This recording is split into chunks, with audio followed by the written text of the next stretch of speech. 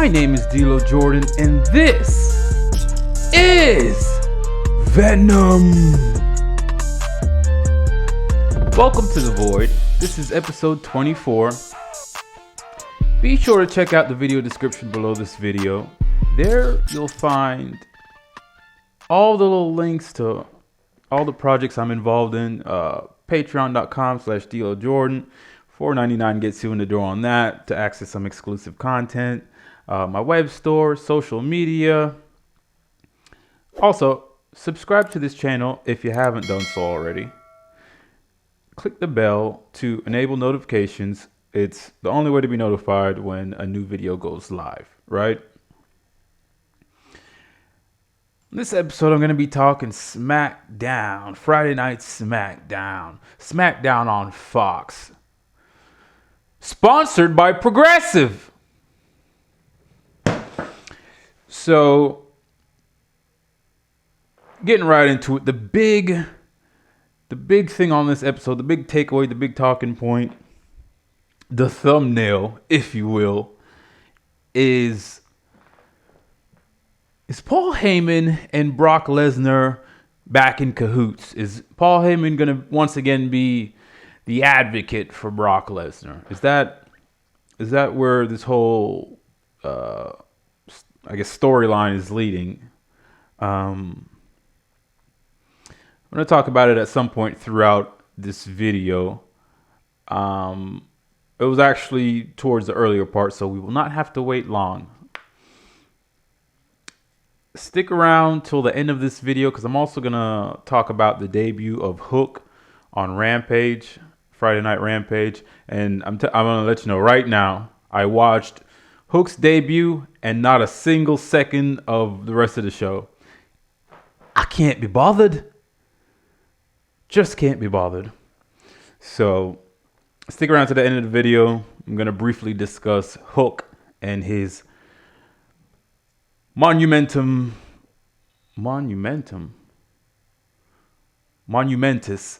That's the word I'm looking for. His monumentous debut. I think that's the right word. Whatever. All right. So WWE Friday Night Smackdown from December 10th, 2021. The first thing we see on this episode is an in memory of Jack Lanza graphic. He passed away, I think, last Wednesday. So his life came to an end this past week. So WWE, like they usually do, paid their respects at the onset of this episode, which is very nice. So we go in the arena. They're broadcasting live from Los Angeles, California. I think Michael Cole said on commentary, WWE goes Hollywood, which, no, they've tried several times and failed miserably to go Hollywood. So after the brief introduction, Sami Zayn's music starts playing, and out comes fucking Sami Zayn in a wheelchair with two medical personnel escorting him to the ring.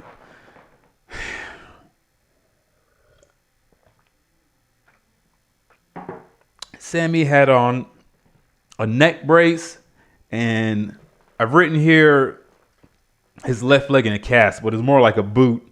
It wasn't an actual cast. It was just the medical boot. So, quick check here. Make sure everything's all right. Yeah. Sometimes you have no idea how many times I start doing these recordings only to find out I never pressed the record button, or last time I had some technical issues with the video wall. So just making sure everything's copacetic. Right. So Zayn comes out in a wheelchair. He's got on a neck brace, boot on his left leg. I guess because of the viciousness that transpired last week, where not only did Brock Lesnar jump in before his match, but then Roman Reigns gave him a spear and a guillotine choke. So, guillotine choke. You don't actually pronounce the L's in the word guillotine. All right. So, they cut to a recap package showing all the happenings from last week. between Brock Lesnar and Sami Zayn. Like I said, including Lesnar's murder attempt. I think, what did he give him? Like 3 or 4 German suplexes. Gave him an F5. The crowd chanted one more time. Lesnar obliged. Gave him a second F5. Didn't rip Sammy's pants like he did Adam Pearce, but that would have been funny. That would have been funny if Sammy either ripped his tights or one of his boots came off. That would have been hilarious. Who was it? Brock Lesnar, at one point, Brock Lesnar was going on a tear and he gave somebody a F5 and their shoes flew off. I don't remember who that was, but that was an incredible F5. F5, whoever the fuck that was, out of their boots. All right. So after the recap, Sammy is positioned in the middle of the ring, and he has a microphone, and his 2 medical personnel are standing on either side.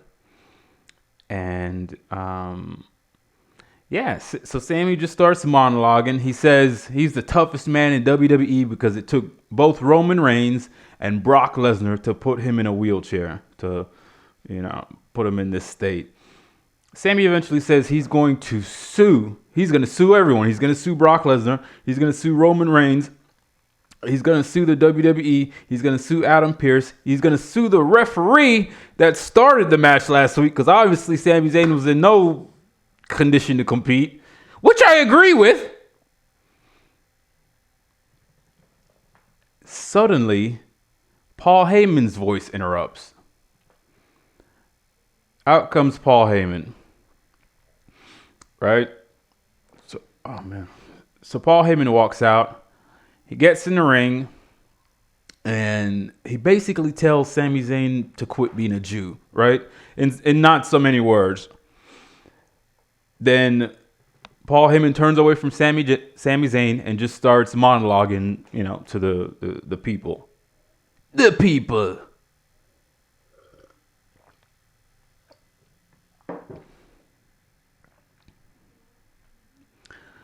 So Paul Heyman's talking to the people, and Sami Zayn interrupts him to say,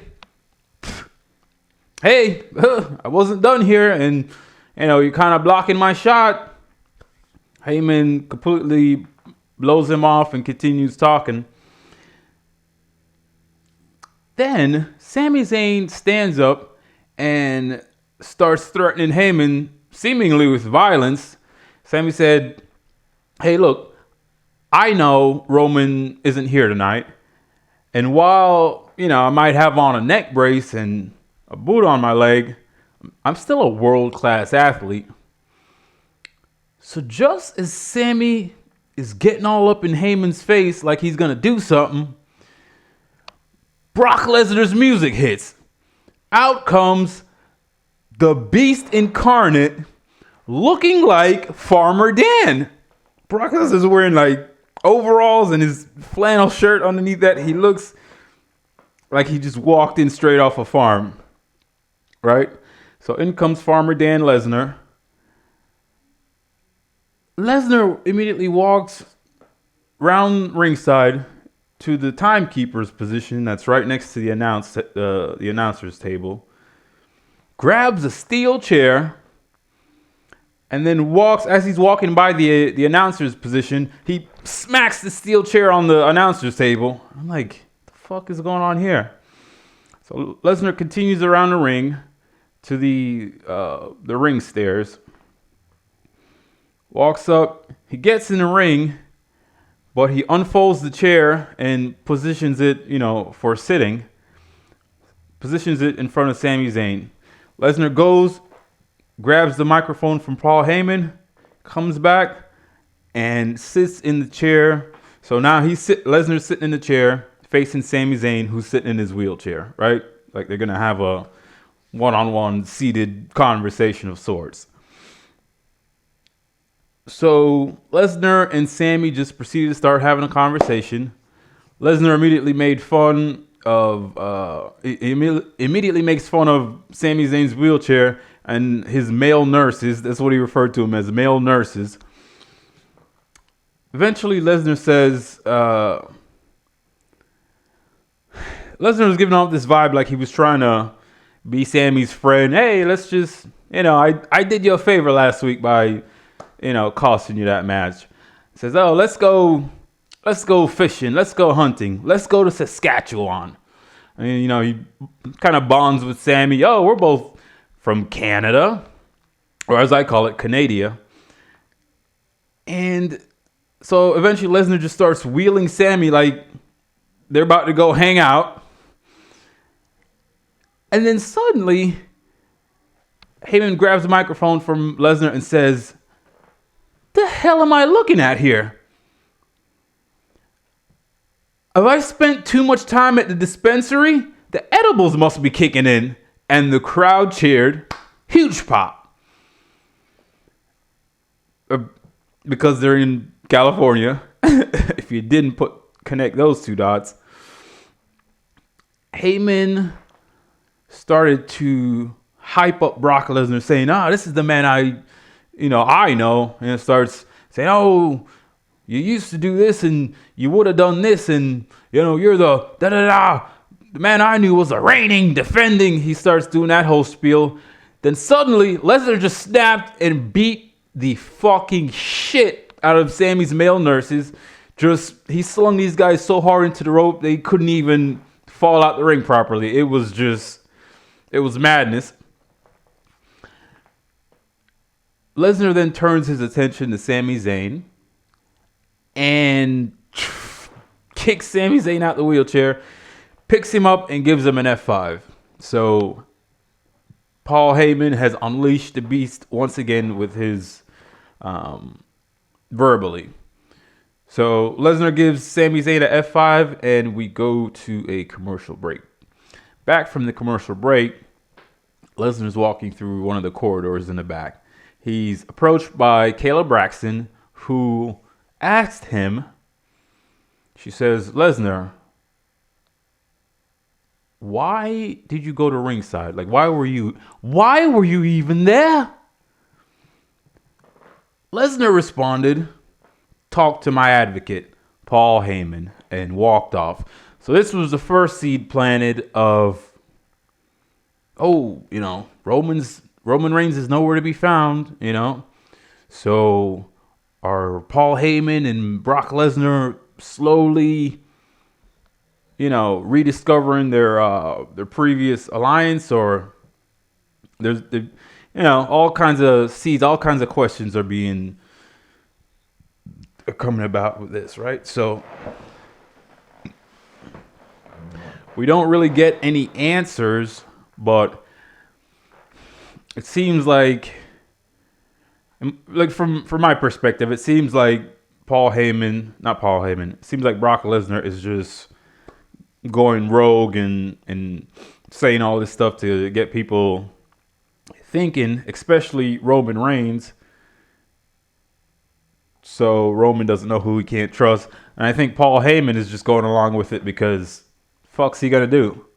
If Brock Lesnar says X, what the fuck is Paul Heyman gonna do about it, right?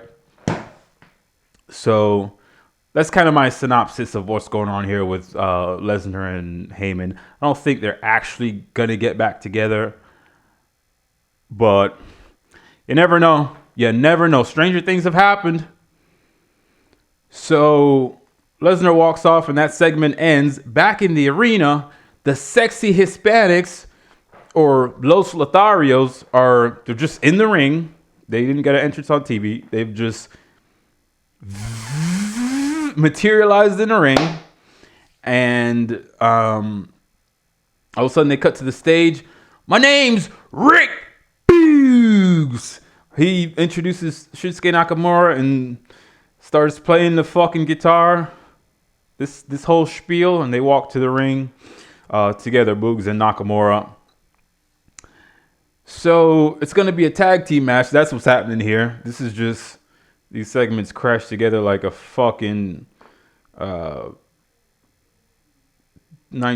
pileup.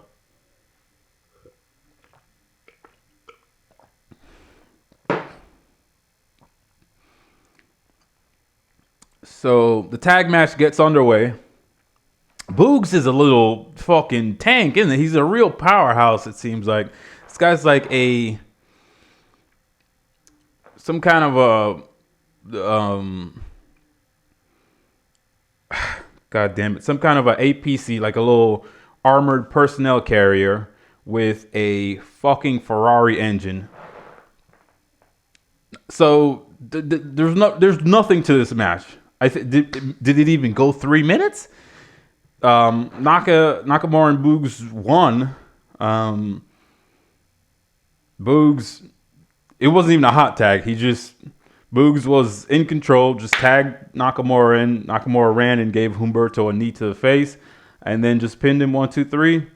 The match was over. I would be surprised, shocked, and bumfuzzled if somebody told me this went longer than 3 minutes, because the match was so short and throwaway.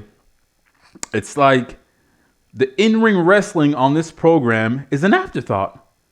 It's just, that's not the important stuff. Let's hurry up and go backstage for this next segment. You know, that's what's important on this fucking show. So speaking of which, they cut backstage to Sir Kofi and a bunch of lower tier wrestlers that are gathered around a circular table with some kind of purple cloth covering up an object on the table, and then there's purple cloth draped over it. So, not sure what's going on here. Why all these fucking just clowns? These are the same people you see chasing the 24/7 championship. One of the Vikings is there, or both the Vikings are there. One of them go to kind of lift up the cloth material to see what's underneath it, and Kofi smacks him on the hand and says, not yet. Then we go to a break. These are, for the record, grown adult men who had dreams of becoming a big-time professional wrestler. And this is what they're fucking doing on national television. So back from the break, we're still at that same shot, but Kofi introduces Xavier, and he enters the shot by just rising up from out of shot below the table. He just pops up like a fucking goof. So this is more goofy nonsense. Then Sir Kofi basically says, "Oh, what's going on here is we're unveiling a new crown." Lifts up the fucking cloth. There's a new crown. Xavier puts it on, and then he just begins to promote the triple threat tag team main event match for tonight. That's going to take place between the New Day, the Usos, and Team RK Bro from Monday Night Raw.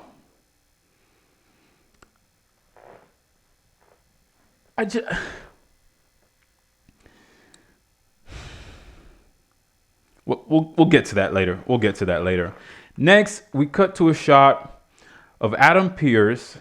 He's, in his whatever room they've found to make his office for that night. All of a sudden, Drew McIntyre walks in. McIntyre basically just kind of questions Adam Pearce, questions him about why he wasn't allowed in the number one contenders battle royal 2 or 3 weeks ago, however long it was.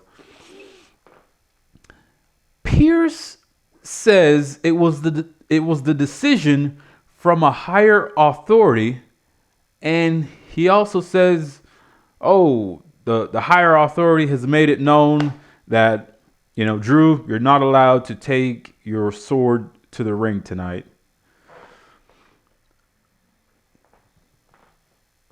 The higher authority has made it known that, Drew, you're not allowed to take your sword to the ring tonight. Why is he allowed to have it? Period. We're talking about a lethal fucking weapon. Drew might as well be walking through the corridors of this arena with an assault rifle strapped to his back. Why is he allowed to just openly carry around this lethal fucking weapon? I don't understand this. Can somebody explain this to me? The higher authority, he decided, not tonight. You can't just walk around with it out there tonight. Next week, you'll be fine. Makes no fucking sense.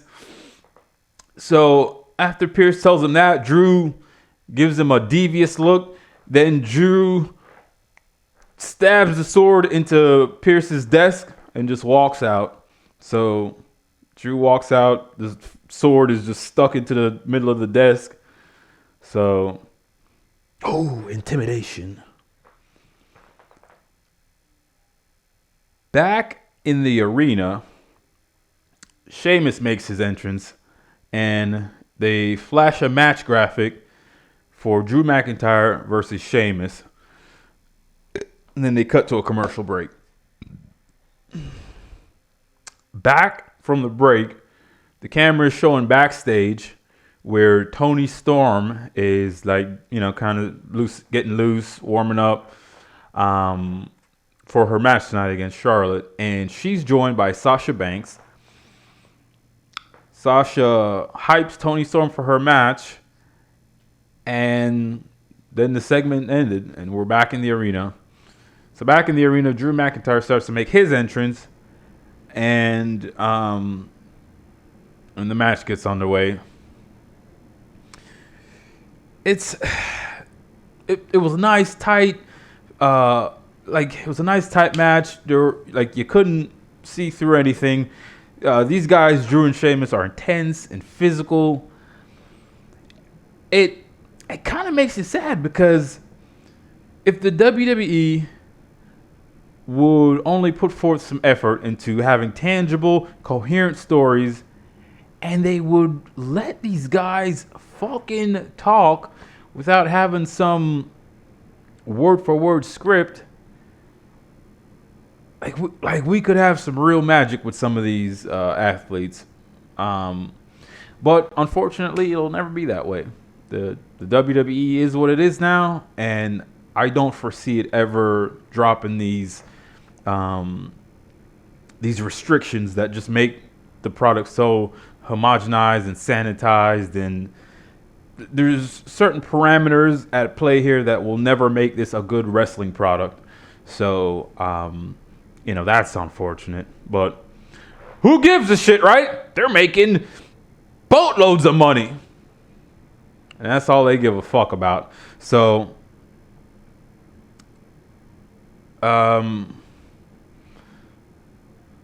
having a decent match going, nice, hard hitting. Eventually, Drew McIntyre wins with a Claymore out of nowhere. Sheamus hard whips him to the corner. Drew McIntyre springs out. Claymore out of nowhere. 1, 2, 3.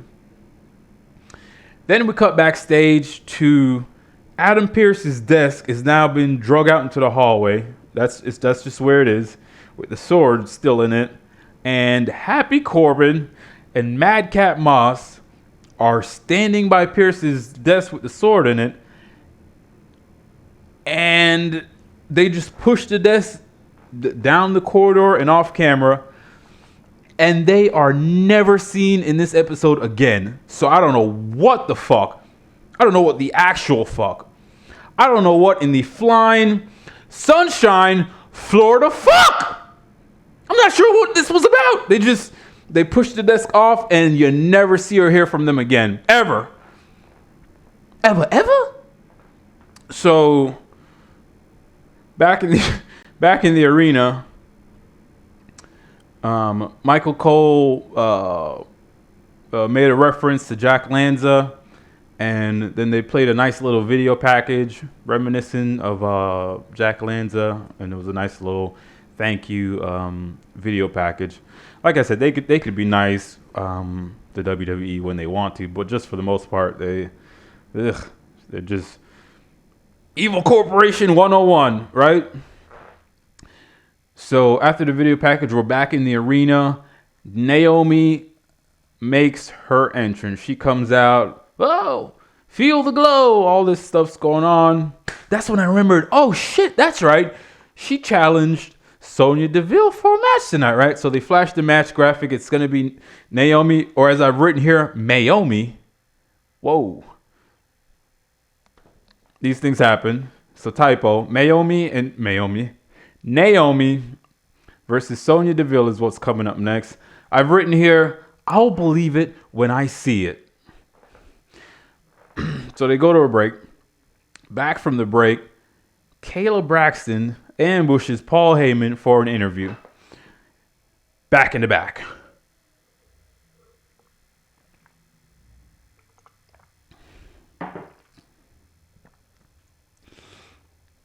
Kayla Braxton asked if Paul Heyman was the advocate for Brock Lesnar once again. Heyman responded, please stop doing that. Like, please stop trying to get the juicy gossip. Please stop trying to, stay ahead of what's going on with, like he basically insinuated, fuck off. Then Kayla Braxton asks, well, what will Roman think about this? What will Roman think about what happened tonight? And Paul Heyman's demeanor visibly changes, and he fucking shot daggers visually with his eyes. Like, he had this look on his face like, how dare you? And he said nothing and just walked off. So that kind of capped the Brock Lesnar Paul Heyman stuff for the night. So once again, we're still in this universe of where do the real allegiance lie? Is Paul Heyman like for real the wise man and loyal to the tribal chief, or is he? Maybe he's been with Brock Lesnar the whole time. Maybe this whole thing is a ruse, and he never stopped being Brock Lesnar's advocate. I don't fucking know, but we'll stick around to see what's going on here. It's practically the only interesting thing on this show, so. So after that, they showed a progressive match flow. It was like a recap of the history between Naomi and Sonya Deville. Back in the arena, Naomi, who just previously made her entrance, she's standing in the middle of the ring with a microphone. And she basically tells Sonya, she basically tells Sonya Deville, come on out and get it. Come get this glow or some shit. She said, oh, come get this ass whooping. I don't know what she was on about. Which is like, why? That's so weird. You're out here for the match. The match is about to happen. Like, why is she calling her out? Like, I don't know. Anyway, so music started playing that I've never fucking heard before in my life. There was a graphic, Sonya Deville on the video wall. Out comes Sonya Deville. Looking like a dominatrix. I don't know what the fuck. She looked like Catwoman fixing to go do some BDSM. So, I don't know. So, Sonya grabs a mic and introduces the special guest ring announcer, Natalya, which... Sonya Deville grabs a mic and she introduces the special guest ring announcer, Natalya. And then she introduces the special guest timekeeper, Shayna Baszler. So it's like, all right, she's got her heavies at ringside, whatever. Naomi immediately hops out the ring and attacks Shayna Baszler at the timekeeper's position. Then Naomi gets back in the ring, but Natalya gets up on the apron, grabs her by the back of the head, and Naomi gives her a kick to the head and knocks her off the apron. So both Natalya and Baszler are down. And Naomi turns her attention to Sonya Deville. And as she's going to get her, Sonya Deville hops out the ring, comes around, and she regroups with Natalya and Shayna. And then, so all three of them kind of regroup, and then, Sonya's giving out the battle plan, and they all get to three different sides of the ring and start to get up on the apron like they're fixing to pounce. Suddenly, music starts playing, and Xia Li comes out. The Protector, Xia Li. Xia Li appears on the entrance stage to honestly a huge reaction. At one point, Xia Li made her way down to the entrance ramp, the ramp portion of the entrance, and then she striked some kind of martial arts pose, and there was this very well done anime style AR graphic.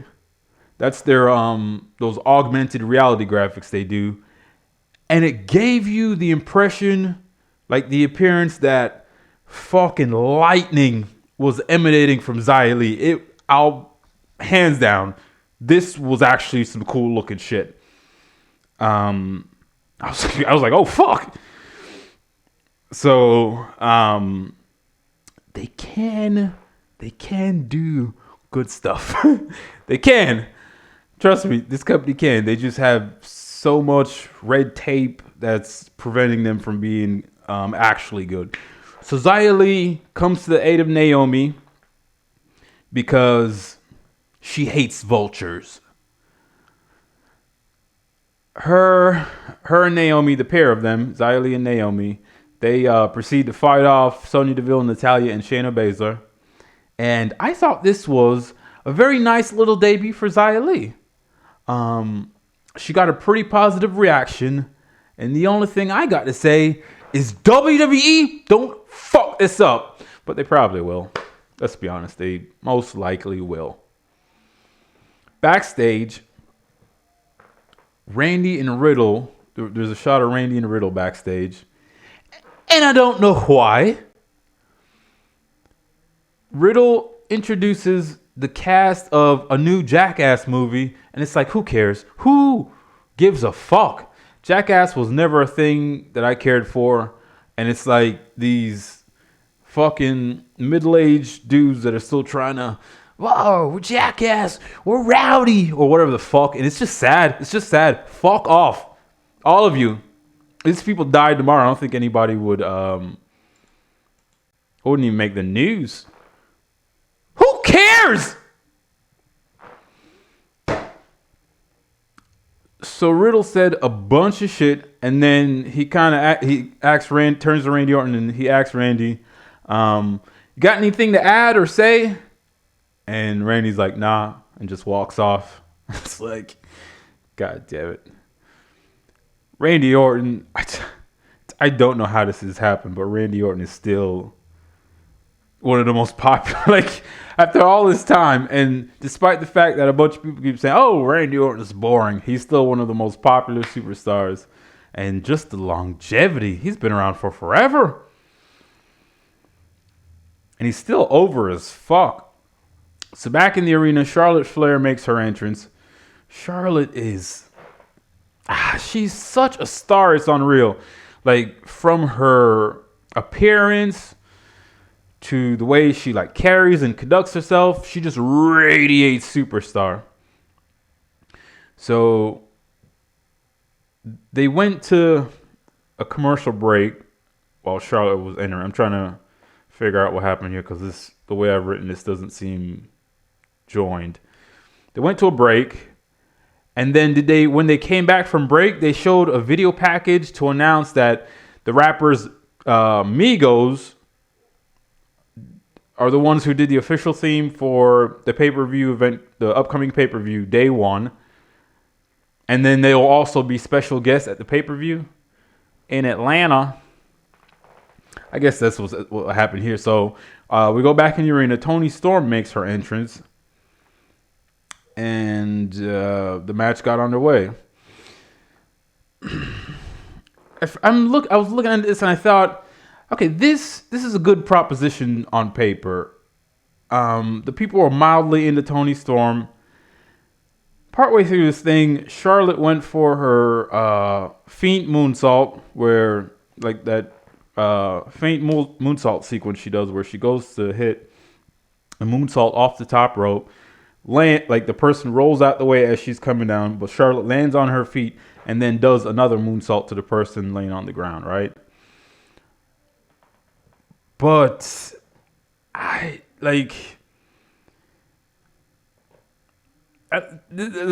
was awkward. Toni Storm was in an awkward position. She didn't Like, she messed up the sequence by not being in the right position. So Toni Storm kind of showed her inexperience here. Whatever. Eventually, Charlotte traps Toni Storm on the apron, like kind of with her back up against the ring post, and just starts stomping the shit out of her, and just repeatedly stomps her into the post until the referee calls a DQ. So they announced Toni Storm wins via disqualification.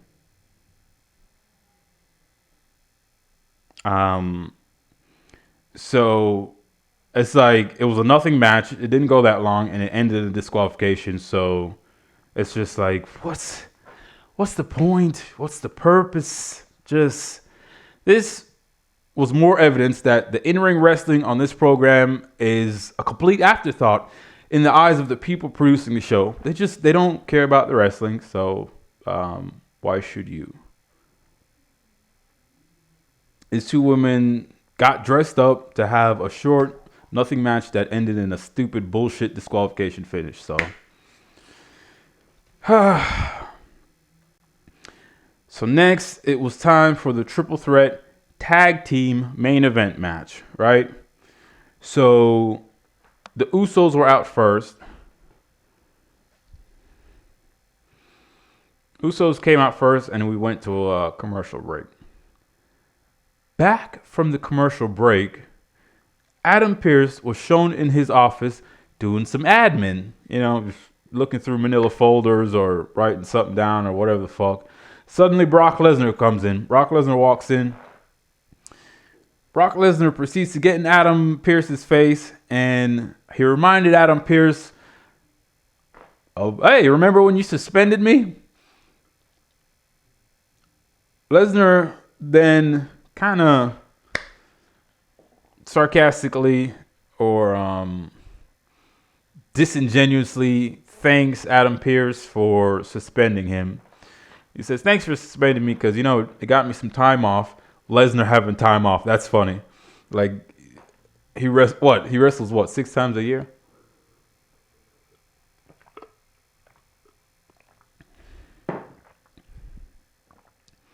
He said, oh, thanks for suspending me because it got me some time off. And while I had that time off, I, got to go hunting, and I scored a moose. It was like a 2,000-pound moose, which Lesnar claims he butchered and ate. And he named the moose Pierce. So I don't know if Lesnar's metaphorically threatening Adam Pearce that he's going to kill, butcher, and eat him, or I don't know what this was about, but Lesnar has not forgotten about the suspension that Adam Pearce gave him, so that was the point of that. Back in the arena, the Usos had microphones and basically said they were going to win the night and they're going to win at day one.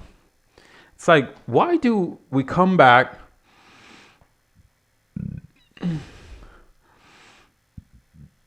because this is the second time they've done it.